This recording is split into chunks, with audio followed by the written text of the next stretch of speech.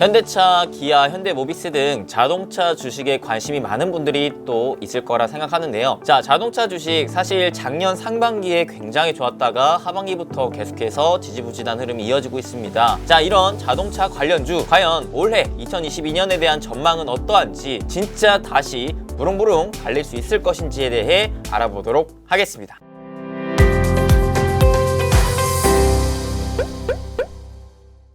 행부 반갑습니다. 여러분들의 행부 파트너 유시민 대표입니다.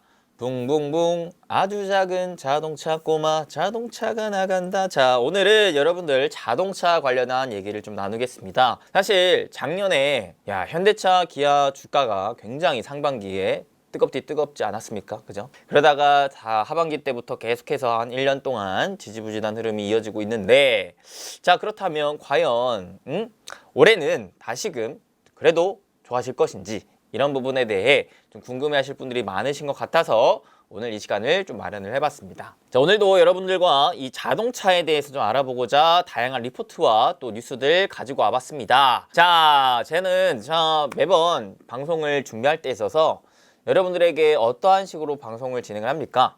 맞습니다. 바로 주요 리포트들. 여러분들이 사실 리포트 중요한 거 다 알아요.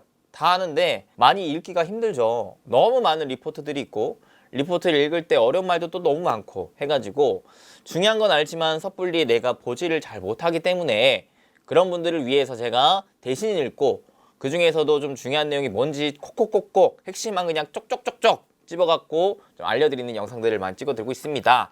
자, 그래서 오늘도 마찬가지입니다. 자, 자동차 칼 여러분들 좋아하는 자동차. 저도 최근에 또 새롭게 타고 다니는 자동차. 자, 자동차가 이제 달릴 준비가 되었다라고 하는데요. 진짜 맞는지 한번 봅시다. 일단은 KTV에서 나온 리포트입니다. 보시죠. 글로벌 자동차 산업은 올해 2022년 들어서도 반도체 칩 부족 현상과 원자재 가격 상승에 기반한 대외 변수들의 불확실성이 존재하는 가운데 하반기로 갈수록 강한 수요 회복세가 동반하는 이익 모멘텀이 예상된다. 자, 주요 메이커들의 전동화 전환이 가속화되며 기업가치 리레이팅 사례들이 지속적으로 나타날 것으로 전망한다. 자, 일단은 여러분들 이 부분 보기 전에 첫 번째 좀 보셔야 될 게 있어요. 재작년 자동차 주식이 너무나 좋았거든요. 사실. 그죠? 코로나 이후 V자 반등 나온 다음에 이때부터 어때요? 자, 재작년 어땠습니까? 봅시다. 연간으로 보시면 사실 2020년도 이만큼이나 올랐어요. 물론 이제 최저점 말고 시작가 대비해서 그래도 한 5-60% 올랐다. 그리고 작년에도 시작가 대비해서 거의 50% 가까이 올랐습니다. 2년 만에 거의 100% 이상 올랐다라는 거예요. 그런 현대차가 기아도 마찬가지. 기아도 자, 거의 약 2년 동안 얼마나 올랐습니까? 100% 이상 올랐습니다. 근데 자, 언제부터? 하반기부터. 그죠? 작년 상반기 때까지는 좋았지만 하반기 때부터 계속해서 그냥 제자리에 머물러만 있다라는 거예요. 도대체 언제 올라갈 거야? 자, 현대차도 마찬가지. 이렇게 100% 이상 올랐었는데 여기서 조정받고 다시 올라가는가 싶더니 어때요? 오히려 현대차는 추세가 깨져버렸어요. 언제 올라갈 거야? 자, 그러면 여러분들 일단은 그거부터 알아봅시다. 자, 이 자동차 주식이 왜 작년 상반기 이후로부터 주가가 지지부진한가? 이거부터 좀 알아봅시다. 이게 이런 악재가 해소돼야지 올라갈 거니까요. 자, 여러분들이 생각할 때 과연 어떠한 악재 때문에 자동차가 못 갔을까요? 자, 방금 봤던 리포트에서도 나오죠. 반도체 칩 부족 현상과 원자재 가격 상승. 그죠? 이 두 가지에 대한 악재가 가장 컸었습니다. 가장 큰 거는 사실 반도체의 부족이었다. 자, 아무래도 요 사태가 뭐 때문에 나왔느냐? 일단은 코로나 때문에 공장이 가동이 안 돼요. 그죠? 그 다음에 국가별로 무역이 잘 안 돼요. 그러다 보니까 전반적으로 반도체에 대한 공급이 쭉쭉쭉쭉쭉 줄어들었어요. 반도체를 공급을 할 수가 없네 하고 싶어도 거기에다가 플러스 자 기술적인 혁신으로 인해서 이 기술 격차에 적응을 하지 못한 반도체 생산 기업들이 밀려났다. 그러니까 처음에 뭐 반도체를 만들어 찍어내는 기업들이 예를 들어 뭐 3개에서 5개 됐었다면 이게 점점 반도체 기술력 격차가 심화가 되면서 TSMC랑 삼성전자 거의 뭐 이 투탑 위주로만 생산을 하고 있다라는 부분인 거죠. 그죠? 근데 자 여기서 문제는 공급은 막 안 되고 있는데 수요는 막 올라갔어. 왜? 코로나로 인해서 전 세계적인 언택트 수요가 늘어났기 때문에. 언택트 수요 즉 사람들이 출근을 하지 않고 재택근무를 하죠. 재택근무를 하려면 필요한 게 뭐예요? 기본적으로 집에 컴퓨터 내지 노트북이 필요해요. 그래서 컴퓨터에 노트북에 들어가는 그 반도체의 수요가 쭉쭉쭉쭉쭉 늘어났습니다. 여기에 더해져서 자 내가 집에서도 원활하게 인터넷을 쓰기 위해서는 서버망이 좀 더 많이 늘어나줘야 됐어요. 그래서 이 서버망을 늘리기 위한 부분에서도 필요한 반도체가 더 점점 많아졌었다.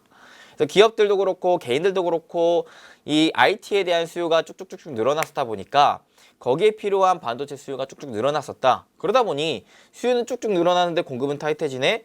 그러니까 반도체 가격도 올라갔었고 반도체에 대한 계속 필요도가 심해졌다라는 거죠. 근데 중요한 거 반도체라도 다 똑같은 반도체가 아니에요. 자, 이 IT 기기에 들어가는 반도체들은 보다 더 값이 비싸요. 그러니까 반도체를 찍어내는 기업 입장에서 어차피 똑같은 공장이 있고 한데 뭘 찍어낼까를 봤을 때 야, 이왕이면은 비싼 거 찍어내서 팔자. 왜? 너도 나도 다 살려고 하니까 이왕 하나라도 찍어낼 거 비싼 거 찍어서 팔면 되지 않냐. 그래서 계속 비싼 거 위주로 즉 IT, 그 다음에 스마트폰, 그 다음에 서버 이쪽 위주로만 반도체를 생산하고 팔았다라는 거죠. 그러면 그 반대로 값이 싼 반도체 대표적으로 자동차에 들어가는 반도체가 값이 되게 싸다. 그러니까 이쪽은 아니 뭐야 제발 좀 만들어줘 해도 찍어내는 업체 입장에서 찍어내질 않아준다라는 거죠. 그러니까 이런 상황들이 계속 시간이 지나면 지날수록 더 어려졌다라는 겁니다. 그래서 자동차에는 대표적으로 이 반도체 부족 현상이 계속해서 이어지고 있다. 이 문제가 가장 심각하다라고 말을 할 수가 있었던 겁니다. 그래서 이 문제가 좀 해소가 돼야지 뭔가 좀 풀릴 거다. 왜?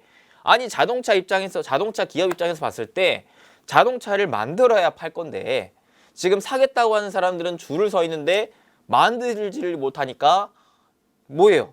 내가 돈을 벌 수가 없잖아. 그죠? 그러니까 이런 불확실성 우려감들이 계속 잠재되어 있기 때문에 주가가 많이 올라가지는 못하고 있는 상황이다. 여기에 하나 더 아까 봤다시피 원자재 가격 상승이다.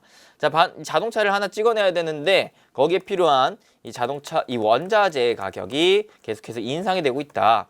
이것은 이제 인플레이션 문제 때문에 이제 아무래도 영향을 계속해서 받고 있다라는 부분인 거죠. 자, 그다음 또 뭐가 있느냐? 자동차의 이제 혁신 구간이기 때문에 그렇다.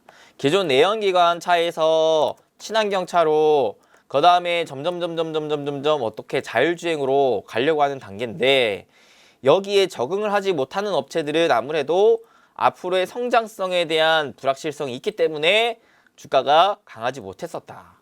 대표적으로 현대차, 기아차도 그래요. 다른 글로벌 기업들에 비해서 전기차로 가는 이 속도 자체가 조금 늦었다라고 판단을 시장에서는 내렸기 때문에 다른 애들에 비해서 주가 흐름이 그렇게 좋진 않았었다라고 말을 할 수가 있었습니다. 오케이. 자, 그러니까 우리가 기본적으로 아하 자동차 주식이 이런 것 때문에 못 갔었구나. 그러면 여기에서 자동차가 앞으로 올라가려면 이런 것들이 해소가 돼야 되는구나 라는 것 정도는 기본적으로 알고 있어야 된다라는 겁니다. 알겠죠? 내가 자동차 주식에 투자를 할 거라면은 기본적으로 이런 것들은 해소가 되는지는 파악을 해야 된다. 자, 현대차 그룹 3사 ROE 흐름입니다. 즉 이익적인 성장 전망에 대한 흐름을 봤는데 자, 원래 2022년부터 봅시다. 작년에 대비해 가지고 현대차, 기아, 현대모비스를 봤을 때 누가 성장률이 올해 가장 좀 높아요? 현대차가 가장 높아요. 그 다음에 현대모비스입니다. 기아는 조금 애매하죠.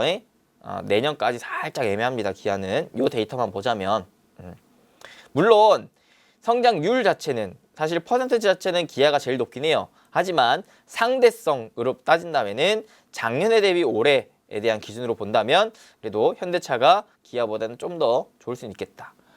하지만 그렇다고 기아가 나쁜 건 아니다. 참고만 하시고 그 다음에 이제 글로벌 기업들과 현대차 기아랑 비교를 해본 거예요. 과연 현대차 기아가 다른 글로벌 기업들과의 주가를 따져봤을 때 비싼가 싼가 봤더니 자 성장세는 평균 그 이상인데 자 PBR 가지고 있는 자본 대비 평가 자체는 한 배가 안 돼요. 쌉니다. 그죠? 가장 비싸게 지금 측정받고 있는 게 포드다. 포드. 완성차 업체 입장에서 봤을 때 그러니까 성장률은 평균 이상인데 평균보다 값이 싸네 정도로 일단 이해하시면 될 것 같습니다. 기본적으로 주식 투자는 좋은 주식을 성장할 주식을 싸게 사 모으면 좋죠. 그죠? 그래서 첫 번째 조건인 싸다라는 조건은 통과한 상황이에요. 근데 다 싸다고 무조건 다 좋은 건 아니잖아요. 성장세가 좋아야 싼 주식을 잡아갈 텐데 그러면 성장세가 올해 있는지를 이제 앞으로 알아봐야겠죠. 첫 번째, 반도체 공급 차질로 인한 글로벌 신차 생산 차질이 올해 들어 급감하고 있다는 겁니다.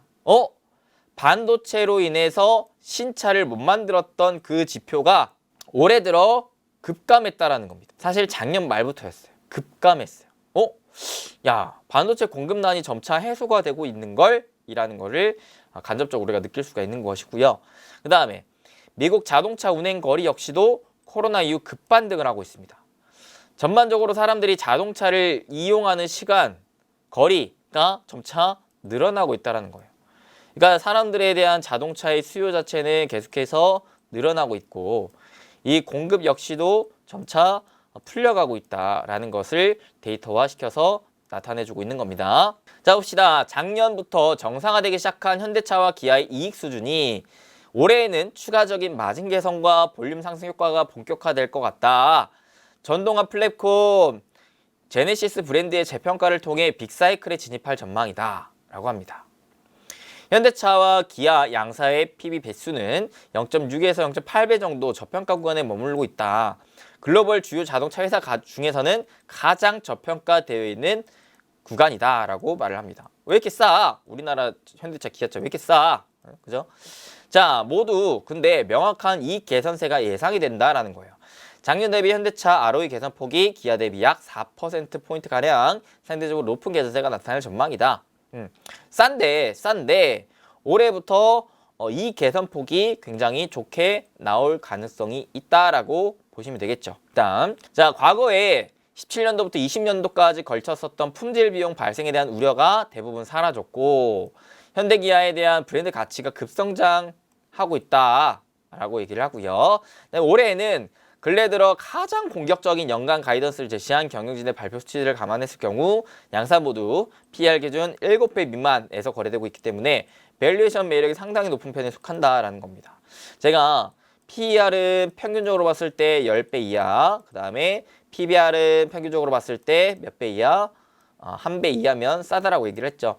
PBR이 아까 봤었더니 0.6에서 0.8배, 그 다음에 PER이 이제 평가를 잘 준 거를 기반으로 봤을 때 7배 미만이기 때문에 현대차 기아는 충분히 현재 주가가 굉장히 싸다라고 우리는 볼 수가 있다라는 부분. 그 다음 향후 주가의 변수로는 전기차 판매량 또는 전망치가 될 것이다 라고 합니다. 아까 봤다시피 현재 자동차는 어때요?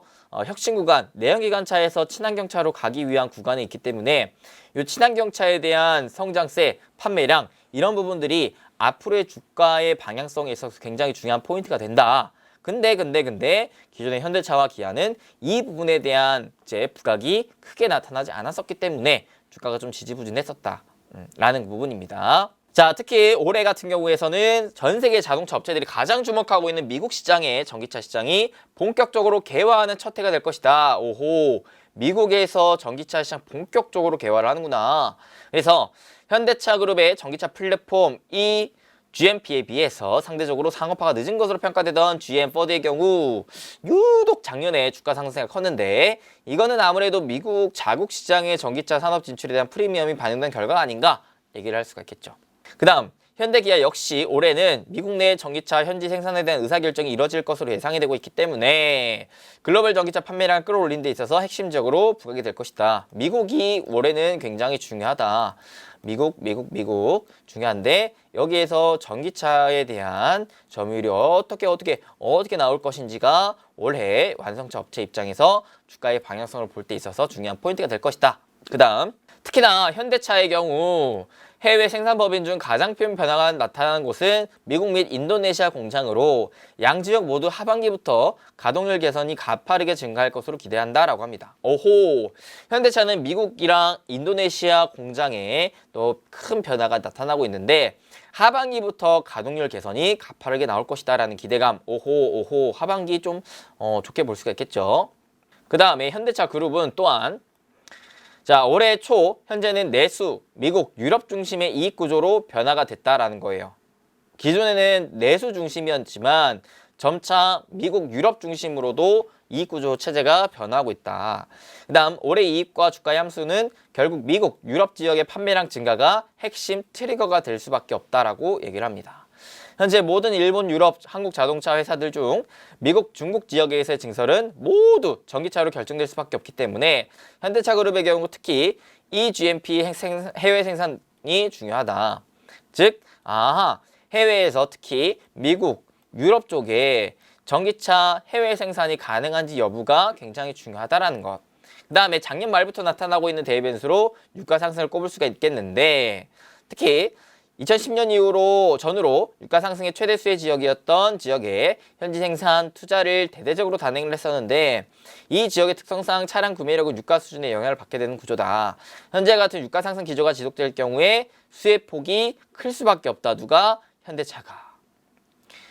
과거에 유가 상승 최대 수혜 지역에 투자를 많이 해놨었기 때문에 유가 상승 흐름이 나온다면은 현대차 그룹은 수혜를 받는다라는 거예요. 최근에 인플레이션뿐만 아니라 지정학적 리스크, 전쟁 리스크 때문에 유가 상승이 계속해서 나오고 있죠. 현재 계속 90불 이상의 움직임이 연출되고 있는데 이런 흐름이 지속될수록 어떻게 현대차 그룹에는 수혜적인 움직임들이 연출될 수 있다라고 볼 수 있다는 겁니다. 그 다음에 현대기아 글로벌 점유율이 올해 8.8%로 상승할 전망인데 이것은 역대 최대치 수준까지 확대할 기대가 있다는 겁니다. 현대차, 기아 두 개 통틀어서 해외, 글로벌 점유율이 점차 늘어나고 있다는 부분입니다. 긍정적인 포인트죠. 결국에는 시장은 점유율이 증가한다면 기업 가치 상승으로 이어지는 핵심 변수를 미국 시장을 통해 찾게 될 가능성이 높다라고 합니다. 미국 시장. 왜 그러느냐? 아까 봤더니 자 또한 전동화, 파워트레인, 자율주행, 브랜드 전략 등 핵심 변수의 교집합이 충족될 경우에만 장기적으로 점유율 확대가 가능하다. 지금 아까도 말씀드렸다시피 여기로 가는 구간이기 때문에 세계가 여기에 주목하고 있기에 여기에 대한 기술력과 여기에 대한 생산량이 뒷받침되면서 뒷받침돼 줘야지만이 세계적인 점유율을 확보해 나갈 가능성이 높다라는 거예요. 오케이. 그래서 전기차의 경우에 작년 현대차의 미국 판매량은 2.6만 대로 전체 판매량의 3%채 되지 않는 수치였지만 25년 기준으로는 15%까지 확대될 전망이다. 점차 미국발 생산량, 판매량이 늘어날 전망이다라는 거 참고하시고요. 특히 현대기아 같은 경우에서는 지금 전동화, 자율주행, 브랜드 요거 세 개에 대한 교집합 부분을 봤을 때 또 중요한 트리거가 될 수 있을 만한 게 내년에 현대차 그룹의 모셔널 성공적인 런칭을 하면서 레벨 C 자율주행차 양산을 내년부터 본격적으로 좀 진행을 할 수 있겠다라는 기대감까지 우리가 좀 살펴볼 필요성이 있어요. 그러니까 쉽게 말하면 올해는 자동차 주가가 가려면 일단은 전기차가 중요하고 전기차 판매량, 생산량, 그 다음에 전기차 중에서도 미국 쪽의 생산량, 판매량이 굉장히 중요하다. 그 다음에 내년부터는 자율주행도 충분한 트리거가 될 수 있다. 자율주행. 이게 물론 작년 작년부터 이미 전기차 관련한 부분에서 앞서 나가는 기업들이 많이 앞서 나갔고, 올해는 또 세계적으로 자율주행 앞서 나가고 있는 기업들이 점차 주가가 올라가고 있는 국면이긴 한데, 우리나라는 좀 한 템포 좀 늦고 있다. 그래서 우리나라 같은 경우에 올해 현대차, 기아의 경우에 중요한 거는 전기차, 미국 쪽의 전기차, 이게 중요한 포인트가 될 것이고, 내년에는 자율주행이 포인트가 될 것이다. 근데 이미 세계적으로는 올해부터 이 자율주행에 포커싱을 좀 맞추고 있다 정도 참고만 하세요. 그래서 올해 특히 현대차 그룹이 시행하고 있는 조직 개편의 형태는 전반적인 R&D 구조가 고성능 샤시 개발 위주에서 전동화 파워트레인 개발로 방향을 바꾼 것으로 나타나고 있기 때문에 조직 내부적으로도 전기차 개발에 대한 방향성이 명확해졌다라는 것 또한 알 수가 있겠다. 현대차가 드디어 본격적으로 이 조직 개편까지 감행을 하면서까지 전기차에 대한 방향성을 명확하게 지금 표출해내고 있구나. 올해부터는 이 전기차에 대한 방향성에 따라서 현대차의 주가를 우리가 그래도 좀 기대를 해볼 수가 있지 않겠나라고 얘기를 하는 겁니다. 자, 그래서 이거 이제 보시면 되겠죠. 올해부터 내년 미국 내 현대차 신차 스케줄인데, 우리나라 같은 경우에서는 현대차 같은 경우 올해 그랜저, 펠리세이드, 그 다음에 내년에 제네시스 GV90. 미국 쪽. 자, 미국 쪽이 중요하다고 그랬는데, 자, 보세요. 미국 쪽 제네시스 G80 전기차, GV60. 어호. 그 다음에 내년에 GV70. 어호. 좋다. 그래서 제네시스 라인이 올해 내지 내년까지 판매량을 우리가 좀 주목을 해봐야 된다. 이게 많이 팔려야 현대차의 주가는 확실하게 좀 올라갈 가능성이 높겠다라는 것 좀 참고하시면 되겠습니다. 그래서 이 모델에 대한 미국의 반응 여부가 좀 중요하겠다. 다음 기아 같은 경우에서는 일단은 올해 국내 기준 EV 라인업이 탄탄해요. 요렇게 니로, 그다음에 내년에도 EV5, 7. 미국 쪽도 스포티지, EV6, 이렇게 또 라인업이 있다라는 거 참고하시면 되겠습니다. 그래서 올해 현대차든 기아든 미국 쪽 그리고 우리나라 쪽 친환경 라인업에 대한 점유율을 어디까지 또 끌어올릴 수 있을 것인가, 이런 부분이 좀 중요한 포인트가 될 것 같습니다. 자, 이게 가장 중요하죠. 가장 중요하다. 사실 업황의 변곡점이 나오기 위해서는, 지금까지 자동차 관련주가 계속 지지부진했었는데 다시 올라가기 위해서는, 일단은 싼 구간까지 내려왔는데 다시 적정 주가로 올라가기 위해서는 뭐가 필요한데?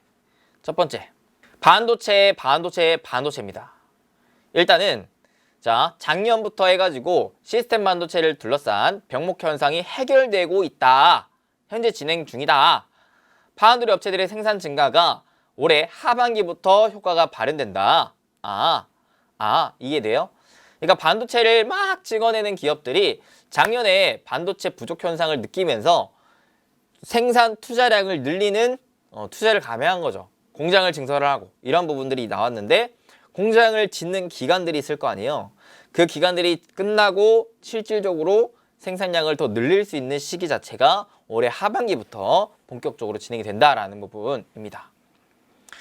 자, 그래서 작년에 자동차용 반도체 수급 위축에 있어서 가장 큰 역할을 했었던 텍사스 지역 한파와 동남아 지역에 위치한 후공정 밸류체인의 인력 대란 등이 일시적이거나 구조적인 성격이 아니기 때문에 올해에도 이어질 것으로 보기는 어렵다. 기존에 이 반도체가 부족했었던 요인은 제가 아까 얘기했었던 이런 요인도 있었겠지만, 추가적으로 한파라든지 그 다음에 코로나로 인한 인력 문제라든지 이런 부분들도 있었다. 근데 이런 부분들은 지극히 일시적인 요인이었고 충분히 해소가 되고 있는 부분이기 때문에 이로 인한 생산 차질은 충분히 올해는 좀 해결될 가능성이 높다라고 얘기를 하는 겁니다. 그 다음, 이미 GM이라든지 이런 몇몇 업체들은 1분기 생산 타격이 거의 없을 것으로 전망까지도 했어요. 오호. 서서히 몇몇 완성차 업체들 중심으로 해가지고 이 반도체에 대한 공급난 문제가 점차 해소가 되고 있다라고 실제로 발표를 하고 있다라는 부분 우리가 알아야 되겠죠. 업계 전반적으로는 소량의 생산 차질이 발생할 것으로 언급이 되고 있기 때문에 섹터 전반에 걸친 주가 흐름은 최소 올해 1분기에는 횡보세를 보일 가능성이 높다. 다만 앞으로부터는 점차 이런 부분이 해소가 될 가능성이 높다라고 얘기를 하죠. 실제로 2분기부터 올해 말까지 본다면은 반도체 공급 차질이 완화가 되면서 그 다음에 미국 현지 생산이 시작이 되면서 어때요? 생산성에 대한 회복이 쭉쭉쭉쭉 치고 나갈 전망이 잡혀 있다라는 거 알고 계시면 되겠습니다. 그러면 아무래도 이 2분기에 대한 부분들이 미리 선반영된다면 1분기부터 슬슬 반등세를 기대해 볼 수 있지 않겠느냐라고 생각도 해봄직하죠. 그죠? 여기에다가 자동차 신차 가격에 가장 크게 영향을 주는 배경 중 하나인 중고차 가격이 최근 12월부터 상승세가 소폭 둔화가 되고 있대요. 오? 뭐야? 신차 가격이 계속 올랐어요. 왜?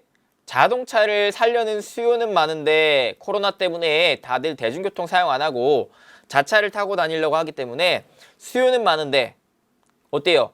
공급이 타이트하다. 그러다 보니까 자동차 가격이 쭉쭉쭉쭉 올라갔었죠. 근데도 내가 웃돈 주고 살게 라고도 했는데도 불구하고 자동차가 없으니까 대안을 어디서 찾아요? 중고차에서 찾아요. 중고차에서. 그러다 보니까 중고차 가격 또한 올라갔어요.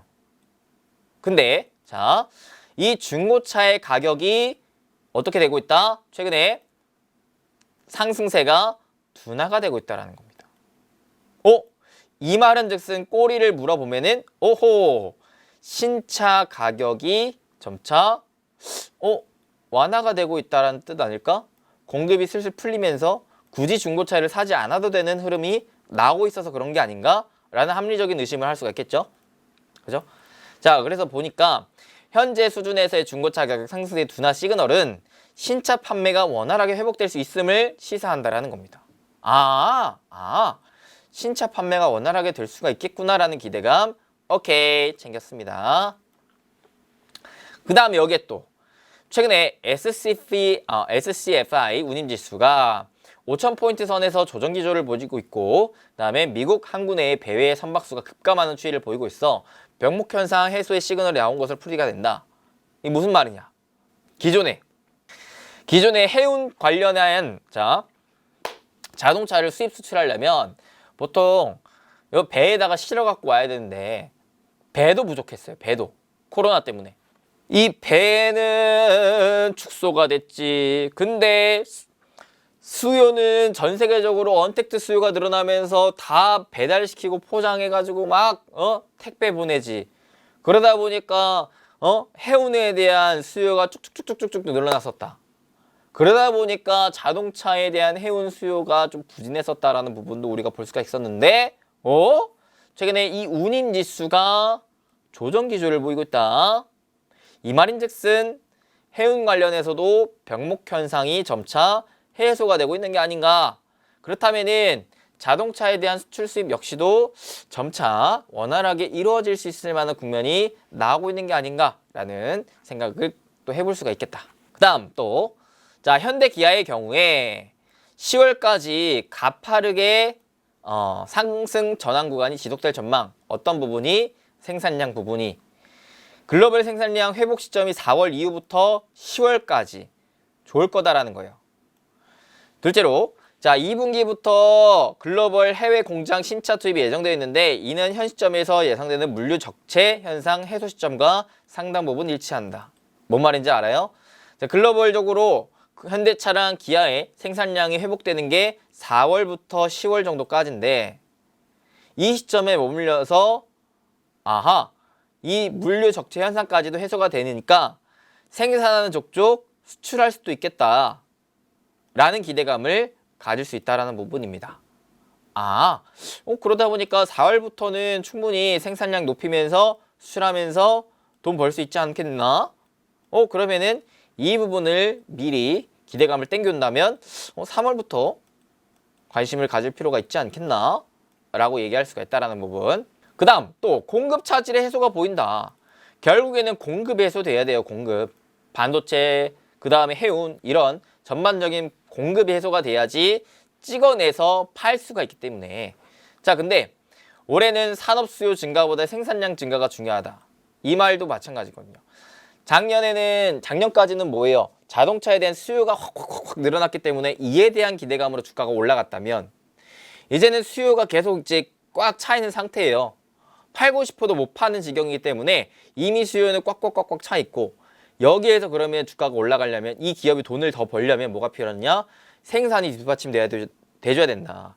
그러니까 일단 수요는 우리가 어느 정도 기대치가 유지가 되고 있기 때문에 크게 볼만한 투자 포인트는 아니고 결국엔 생산이 어떻게 회복되는지가 더 중요하다라는 부분을 얘기를 하는 건데 자 생산량이 올해 작년에 비해서 16% 내년에도 14% 증가할 전망이다.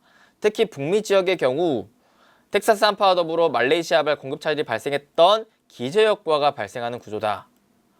이렇게 공급을 못했었던 생산을 못했었던 요인들이 시간이 결국 해결이 해주면서 생산량을 늘려줄 수가 있다는 부분을 우리는 체크해 볼 수가 있다. 수요는 꽉꽉꽉꽉꽉꽉꽉 차 있는 상황에서 공급이 생산이 잘 안 됐었는데 이 부분이 점차 해소가 되려고 하는구나. 언제부터? 4월부터 본격적으로. 그래서 북미 쪽 자동차 생산량 전망치인데요.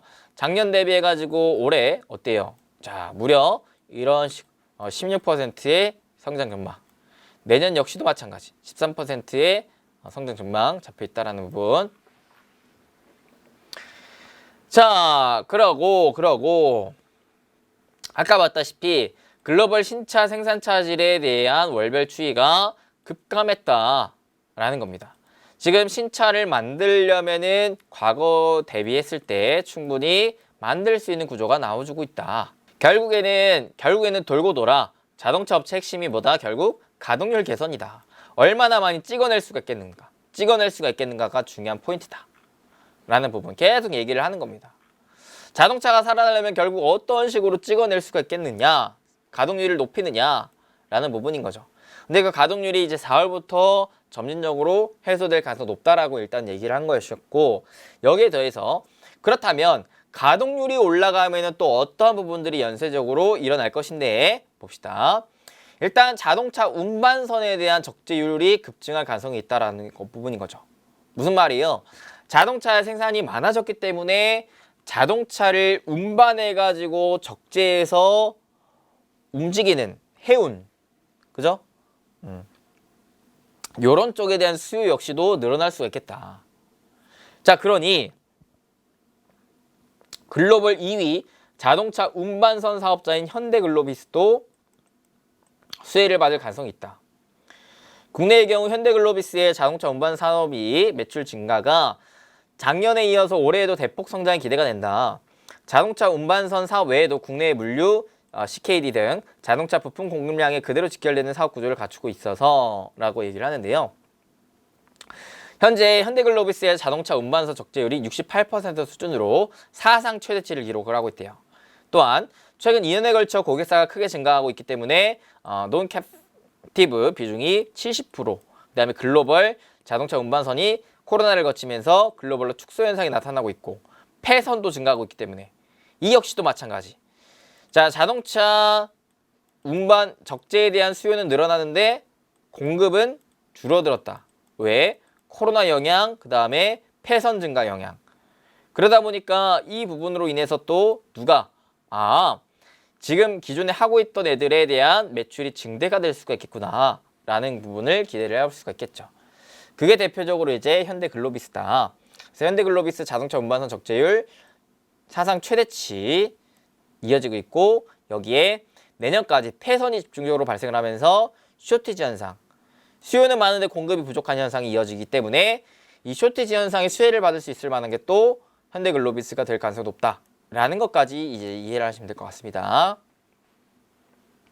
그래서 최근 오미크론 확산세가 변곡점을 지나며 이동 수요가 회복되는 기조를 또 보이고 있고, 이동 수요는 심지어 코로나 이전 수준까지 임박한 것으로 나타났고, 장기적으로 자동차 이동거리에 영향을 받게 되는 타이어 수요 역시도 급증하고 있음을 또 시사를 하고 있다. 그래서 타이어도 아무래도 추가적인 또 수혜도 기대를 해볼 수가 있다는 부분 참고만 하시면 될 것 같습니다. 여기에 또 현대차, 기아차에 대한 완성차 판매량 증가는 결국 현대차 그룹의 핵심 부품을 공급하는 계열 부품 회사들의 동반 판매 증가까지도 이어지기 때문에 대표적으로 현대모비스, 그죠? 그 다음에 뭐 현대위아 이런 애들에 대한 이익단도 충분히 앞으로의 성장세를 기대를 해볼 수가 있지 않겠나라고 얘기를 하는 겁니다. 그래서 결국에는 전기차 전략이 굉장히 중요하다. 또 미국이 또 중요한 거는 유럽과 중국의 경우에 24년부터는 전기차 보조금이 사실상 소멸되기 때문에 시장은 어느 정도 개화기를 넘어서게 되지만 미국의 경우에 후발주자인 만큼 강력한 보조금 체제가 지속되기 때문에 자동차 업체들은 그만큼 미국을 중심으로 집중될 가능성이 높기에 그래서 미국이 좀 중요하다라고 얘기를 하는 거고요. 그 다음에 또 미국 시장 내 전기차 주도권 확보의 가장 큰 명함이 1차적으로 전기차 보조금 통과에 또 달려 있습니다. 요게 통과가 돼야지 전반적으로 미국에서 전기차 수요가 늘어날 수가 있기 때문에 자 근데 최대 변곡점으로 3월경 점쳐지고 있는 BBB 인프라 투자안의 통과 여기에서 이제 이 전기차에 대한 보조금 통과가 된다면 그때부터 미국에 대한 전기차 수요 기대가 쭉쭉쭉쭉 올라갈 테고 그로 인해 우리나라의 완성차 업체 또한 기대감을 받을 수가 있겠다라는 정도 참고하시면 되겠죠. 자, 그 다음에 또 리포트 하나 또 보도록 하겠습니다. 요거는 NH에서 나온 리포트입니다. 악재는 1분기에 집중되고 있다. 반도체 수급 차질에 따른 생산 안정화가 지연되고 있는 상황에 3분기에 생산 회복이 본격화가 예상이 된다. 자동차 산업 내 견고한 이연 수요 기반을 고려할 때 하반기 실적 개선 기대가 유효하다. 글로벌 자동차 수요 정상화는 내년까지도 진행될 것으로 예상이 된다. 자, 여기에서는 생산 회복이 3분기부터 본격화될 것이라고 얘기를 했네요. 자, 그 다음 이제 마지막 리포트인데요. 요거는 유진투자에서 오늘 나온 리포트입니다. 자, 요것도 보니까 경제 재개와 동반된 이동 수요의 증가가 글로벌 신차 수요를 자극하고 있으며 선택적인 모델 생산을 통해 글로벌 완성차의 수익성은 사상 최고 수준에 도달하고 있다. 그리고 작년 하반기 추세랑 비교를 했을 때 생산 차질 규모가 증가 속도는 상당 부분 완화되고 있고 여전히 차량용 반도체의 구조적인 수급 불균형 현상이 지속되고 있긴 하지만 작년과 같은 대외 충격 요인이 발생하지 않는다면 하반기 예정된 생산 반등을 기대할 수 있다. 그 다음에 자 최근에 또 러시아 우크라이나 전쟁 리스크가 계속해서 이어지고 있는데 러시아 신차 시장의 23%를 점유하고 있는 현대차 그룹에 대한 우려가 커지고 있죠. 근데요, 2014년도 크림반도 병합 당시 그때 당시에도 이제 러시아발 전쟁 리스크가 있었는데 이때 현대차 그룹의 러시아 판매는 오히려 큰 타격이 없이 유지가 됐었대요. 근데 루브라 가치 하락에 따른 환차 손과 원가 상승 부담이 발생할 수 있으며 수출 판매 비중이 높은 기아의 손익에 부정적으로 작용할 가능성도 존재한다는 겁니다. 지금 러시아 우크라이나발 문제로 인해서 현대차의 자동차가 안 팔리면 어떡하나라는 우려도 있을 수가 있겠지만 과거 흐름이랑 비교를 해봤을 때 과거도 이런 전쟁 리스크일 때도 불구하고 현대차 자동차는 잘 팔렸었다라는 부분, 그죠? 크게 이제 우려할 게 없다라는 것인데 다만 기아 같은 경우에서는 이제 환차손이라든지 원가 상승에 대한 부담이 있어서 아무래도 올해 만약에 자동차 관련주를 잡는다면은 기아보다는 현대 쪽이 좀 나올 수도 있겠다라고 얘기를 하는 겁니다. 거기에 또 심지어 러시아 현지 공장을 보유한 현대차의 강점이 또 상대적으로 부각이 될 전망도 있다라는 부분, 이것까지도 참고하시면 되겠습니다. 자, 그래서 이슈를 좀 살펴보니까 자, 현대차 기아가 반도체 수급 난에도 3개월 만에 유럽 점유율 10%를 또 회복했다라고 하고요. 그 다음 반도체 대란에 의해서 현대차가 심지어 색깔도 뺀대요. 자, 이렇게 보시면은 차량 생산 효율화를 통해 외장 색상을 없애거나 통합을 한대요. 이렇게 색상을 아예 빼버린대요, 그냥. 그래서 색상 단산 일정을 공지를 했어요. 대상 차종은 지금 뭐 코나, 산타페, 팰리세이드, 소나타, 그랜저, G70, G80, GV80 이런 애들인데 과거에도 비인기 차종에서 선택 비중이 낮은 외장 색상을 줄이는 사례가 있었지만 지금처럼 다수의 차량에 대한 색상을 조정하기는 처음이다라는 겁니다. 그러니까 이 정도로 지금 차량용 반도체에 대한 수급난을 해소하기 위한 움직임들을 연출을 시키고 있다라는 부분인 거고, 자, 자동차 변목 현상 자체가 1분기의 정점이라는 얘기가 자꾸 나오고 있습니다. 그래서 하반기의 안정화 전망을 보고 있다라는 부분인데요.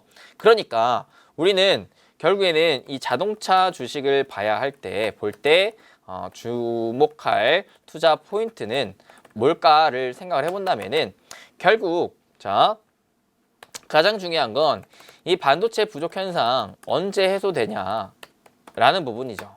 자, 근데 중요한 거 보니까 일단은 첫 번째 이 파운드리, 즉 반도체 생산하는 업체들의 생산량 증가가 올해 하반기에 가시화가 될 것이다 라는 부분인 것 같고요. 그 다음에 두 번째는 이제 완성차 업체들이 이 반도체에 대한 이제 수요를 줄이기 위한 좀 조정을 했다. 그 다음에 조정 플러스 또 자체 생산 이제 체제도 만들고 있는 상황이고요. 그 다음에 세 번째는 또 뭐가 있었냐면 일단은 작년에 이제 좀 단기적으로 피해를 입었던 요인이 바로 한파라든지 그 다음에 코로나 영향이었는데, 자, 이런 부분들은 올해 빠르게 회복이 되고 있다라는 것이고, 그죠? 그 다음에 또 볼만한 게 궁극적으로 봤을 때 현대차, 기아의 경우 올해 빠르면 올해 4월, 좀 느리면은 3분기부터 이 생산량에 대한 회복세가 좀 두드러질 것이다 라는 것을 체크하시면 되겠습니다. 그죠? 자, 여기에 또 하나 알아야 될 게, 자, 유가 상승 흐름이 좀 지속되고 있는데 이는 오히려 현대차에는 수혜로 작용할 수 있다 라는 부분도 아셔야 되고, 그 다음에 또 자동차의 혁신 구간, 올해 현대차와 기아의 그 전기차 신제품 모델이 다양하게 나오고 다양하게 나오기 때문에 기존 전기차 라인업 부재로 인한 주가 상승 모멘텀 부재에 대한 이제 우려감을 해소시킬 수 있다라고 좀 얘기를 할 수가 있을 것 같아요. 그래서 전반적으로 살펴보니까 기존에 있던 악재들이 올해부터 점차 해소될 만한 요인들이 생겨나고 있다. 특히나 반도체 부족 현상 같은 경우에 가장 큰 문제였는데 이런 부분 역시도 마찬가지 하반기에 본격적으로 좀 풀릴 가능성이 있겠지만 조금 더 점진적인 회복세를 놓고 본다면은 올해 4월부터 좀 기대를 해볼 수가 있겠다. 그죠?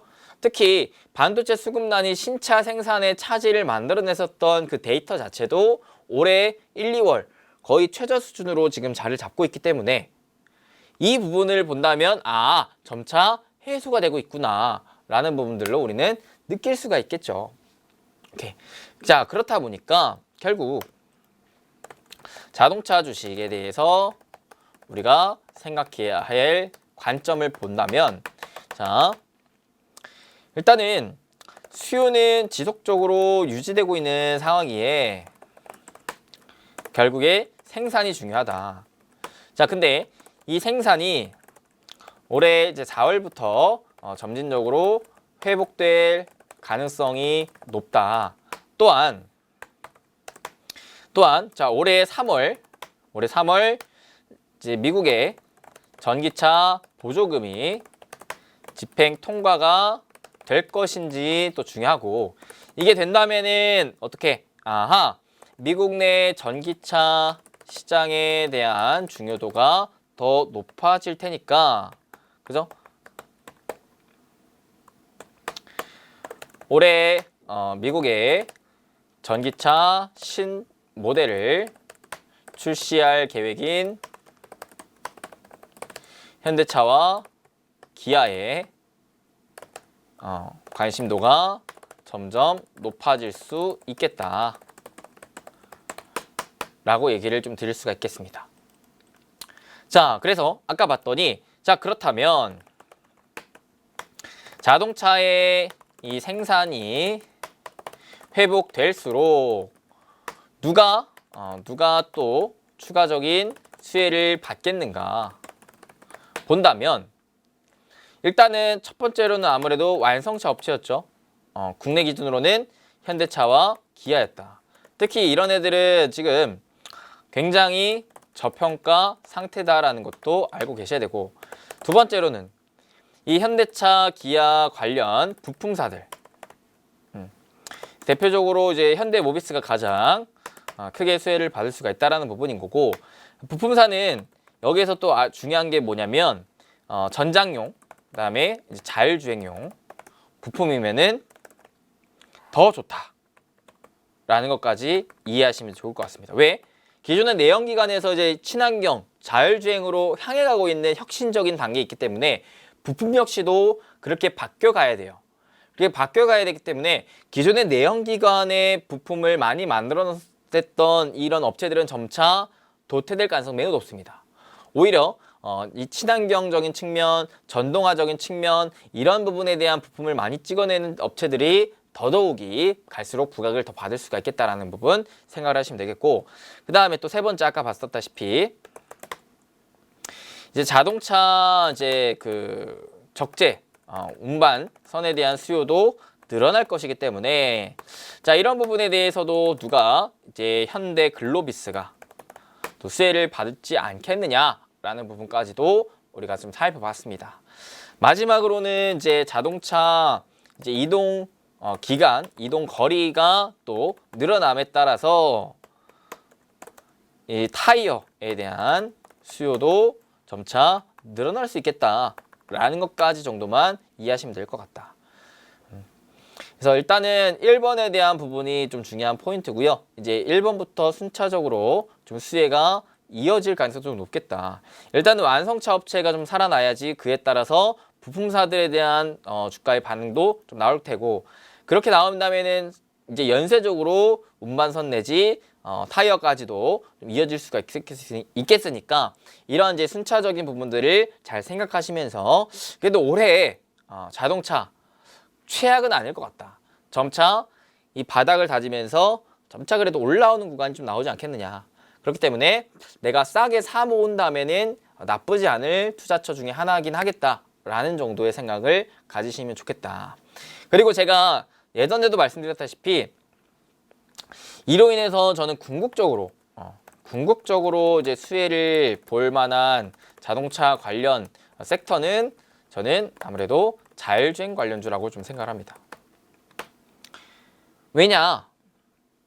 자, 작년, 재작년 사실 자동차 관련 섹터 중에서 가장 힘이 셌고 가장 주가의 상승폭이 높았었던 애들은 2차 전지였어요. 즉 전기차 관련 수혜주였습니다. 왜? 자동차의 수혜가 쭉쭉쭉쭉 늘어나는데 이 수요에 또 새롭게 나타난 수요는 전기차 2차 전지였기 때문에 전기차의 전체적인 비용, 가장 많은 비용을 차지하는 부분이 2차 전지였기 때문에, 그래서 2차 전지에 대한 부분이 새로운 산업으로 두각이 되면서 굉장히 큰 폭의 상승 흐름을 좀 보여줬었죠. 근데 이제는 2차 전지도 개화 단계가 아닌 어느 정도의 성장기로 진입이 되어 있고 어찌 보면 좀 하락기로 가는 구간이라고 좀 볼 수가 있어요. 경쟁업체도 너무나 많아졌고요. 왜냐하면 완성차 업체가 자체적으로 2차 전지에 대한 배터리 개발도 한다라고 하니까, 그죠? 특히 테슬라 경우는 더더욱이나. 그러니까 2차 전지가 기존에 강했었던 모멘텀들, 특히 배터리 셀 관련 업체들은 점차 힘이 좀 빠질 가능성이 높다라고 좀 보는데, 근데 자, 이런 자동차 관련된 업황이 좋아질수록 시선은 또 어디로 넘어갈 가능성이 높겠냐면, 그러면 새로운 혁신은 어디가 될 건데? 전기차 좋아. 그러면 그 다음은 이제 또 자율주행 쪽이 될 가능성이 높겠죠. 실제로 반자율주행 모드가 점차 레벨업이 되면서 거기에 들어가는 자율주행 부품, 반도체 이런 부분들에 대한 수요 역시도 늘어나고 있는 국면이기 때문에, 그죠? 특히 올해 또 여름에 미국의 인텔 자회사인 모비라이가 ADAS 관련된 세계 1위 업체가 또 상장을 하게 되고, 특히 또 올해 테슬라가 또 자율주행에 대한 이 투자 공급을 늘릴 것이라고 또 발표를 해놨기 때문에 우리나라 기업들의 대부분도 보시면은 자율주행 관련주의 실적이 점차 반영이 되고 있는 국면이기 때문에 이러한 상황에서의 자율주행 관련주를 우리는 서서히 보다 더 좀 주목을 해봐야 되는 게 아닌가 싶은 생각입니다. 최근에 제가 자율주행에 대한 강의를 좀 여러 차례 해드렸었죠. 해당 강의를 못 보신 분들은 또 한 번씩 참고해서 보시면 좋지 않을까 싶네요. 일단 그래서 오늘은 전반적으로 자동차가 기존에 왜 이렇게 안 좋았고 이런 부분들이 실제로 지금 해소가 되고 있느냐 안 되고 있느냐. 해소가 되고 있다. 그리고 언제부터 좀 본격적으로 될 수가 있겠다. 그렇기 때문에 우리는 점차 자동차 쪽으로 다시 포커싱을 좀 맞춰볼 필요가 있지 않겠냐. 그렇게 된다면 어떠한 기업들이 좀 수혜를 볼 수 있을까? 싸고 성장에 대한 모멘텀이 있는 애들을 봤더니 주로 이런 애들이 있었다. 여기에 더 시선을 향해 간다면은 자율주행까지도 우리는 좀 주목해 볼 필요가 있겠다 정도까지 오늘 이 시간을 통해서 좀 알아봤습니다. 자, 오늘 이렇게 자동차 관련 주식에 대해서 좀 알아봤습니다. 사실 작년에 자동차 관련 주식이 워낙 또 좋았었기 때문에 그때 잡으신 분들이 좀 많으셨을 것 같아서 근데 계속 한 1년간 좋지 않은 흐름이 이어지다 보니까 많은 분들이 이거 이대로 좀 포기하는 게 맞는 건가 싶은 좀 생각을 하실 것 같아서 오늘 그 부분에 대한 좀 솔루션을 제공해 드리고자 영상을 마련해 봤습니다. 자, 봤더니 어때요? 자동차 왜 이렇게 많이 빠졌어요? 기존에 일단 가장 컸던 요인은 반도체 부족 현상이었습니다. 그 다음에 원자재 가격이 상승했던 요인도 있었고요. 그 다음에 자동차 혁신 구간에 자리 잡혀 있었기 때문에 기존의 내연기관차에서 친환경 전기차로 향해 가고 있는 움직임 속에 이 움직임을 발빠르게 쫓아가지 못했었던 업체들은 아무래도 상대적인 좀 주가 박탈성이 좀 있었다. 그래서 우리나라의 현대차, 기아차도 좀 그랬었다. 근데 중요한 건 자, 올해부터 해가지고 이 반도체 부족 현상이 점차 해소될 가능성이 높다라는 것이죠. 특히나 반도체 부족 때문에 못 만들었던 흰차에 대한 생산량 수치가 지금 거의 바닥을 찍고 있다라는 부분인 거고, 그래서 빠르면 4월, 느리면 3분기 정도에도 생산량에 대한 회복세가 좀 두드러지지 않을까라는 부분을 좀 생각을 해보자. 그리고 여기에 또 더해서 올해 현대차와 기아차의 전기차 신제품 모델이 또 특히나 많이 또 출시를 될 것이기 때문에 이에 대한 기대감 측면으로 인해서 또 밸류 상승에 대한 모멘텀으로 작용을 할 수 있지 않을까라는 것도 여러분들이 좀 생각을 하시면 좋을 것 같습니다. 그래서 전반적으로 쫙 봤더니 일단은 완성차 업체가 지금 주가가 굉장히 싹 있기 때문에 이러한 기존의 악재 우려감들이 해소될수록 주가는 좀 제재를 찾아갈 수가 있으니 일단 좀 주목을 해보시고, 그 다음에 그 이후로는 이제 부품주들, 그 다음에 그 이후로는 또 적재 운반선 관련한 현대 글로비스 같은 애들, 그 다음에 궁극적으로는 장기적으로 봤을 때는 역시나 자율주행 쪽 계속해서 좀 주목할 필요가 있겠다 정도 확인하시면 될 것 같고요. 자율주행에 대해서는 제가 기존에 여러 차례 강의해드렸던 만큼 해당 영상들 좀 보시면 좋겠습니다. 특히 자율주행도 마찬가지로 좀 봅니다. 무슨 말이느냐? 일단 우리나라 현대차 같은 경우에서는 자율주행 모델을 실질적으로 좀 출시하는 것은 아무래도 내년부터가 좀 본격화될 것이기 때문에 우리나라 관련된 자율주행 종목들은 상대적으로 조금은 좀 지지부진할 수가 있을 것 같아요. 다만 글로벌적으로 봤을 때는 올해 또 자율주행에 대한 모멘텀들이 많이 또 붙는 상황이기 때문에 자율주행에 대해서 내가 관심이 있으신 분들은 일단 기본적으로 올해는 좀 해외 미국 주식 쪽 위주로 좀 주목을 해보면 좋지 않을까라고 얘기를 드릴 수가 있고, 해당 영상도 제가 과거에 좀 찍어드렸기 때문에 그 영상 참고하시면 좋을 것 같습니다. 자, 그러면 오늘 이렇게 해가지고 좀 마무리 짓도록 하겠고요. 조금이라도 도움이 되셨다면 돈 드는 거 아니니까요. 1원도 안 들어요. 좋아요, 구독, 알림 설정 한 번씩만 꼭꼭꼭 딱딱딱 빡빡빡 눌러주시면 너무나 감사할 것 같고요. 댓글도 남겨주시는 멋쟁이 분들 기다리고 있겠습니다.